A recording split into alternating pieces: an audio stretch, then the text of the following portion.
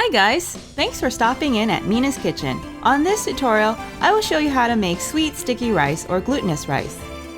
In Thai, we call it Khao Niew. It is the quintessential grain of substance for northeastern Thais known as Isaan and also the country of Laos.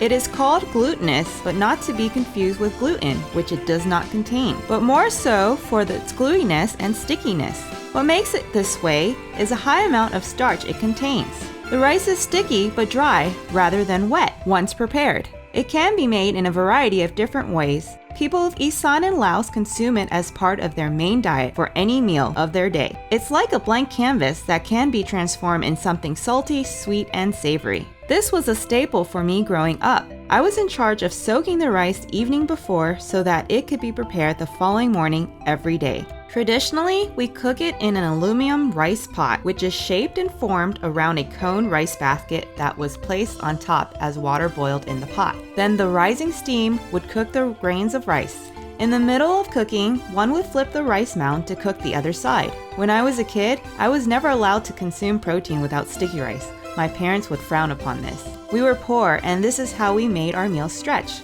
But it wasn't something I minded. This was a very important food in our home. We bought it in bulk for a month's worth. Whenever I'd come home in my early 20s from being away from college, the smell of steamed sticky rice permeated our house. It welcomed me home, and anytime I make sticky rice, it's a memory of home. I'm so happy to show you how to make this special grain I've enjoyed throughout my life. And now on to the star of our show, sticky rice.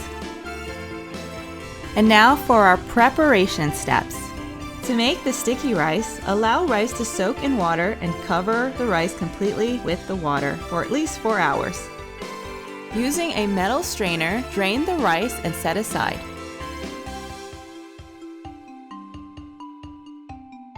On a stove, bring a medium-sized pot filled with water halfway up to a rolling boil. Transfer the strainer with rice on top of the rolling boil pot, making sure the water does not touch the strainer bottom. In about 7 minutes, you'll notice the outside edges of the rice turn from opaque to transparent. Once this happens, stir so all the rice cooks evenly. Then place the lid to cover and continue cooking. The lid will help steam the rice. Rice is done when all the grains are transparent. Uncover the lid after 10 minutes and rice should be nice and fluffy. Color should be transparent. Let's cool it down by using a wet rice paddle. Fold over the rice a few times to let it cool.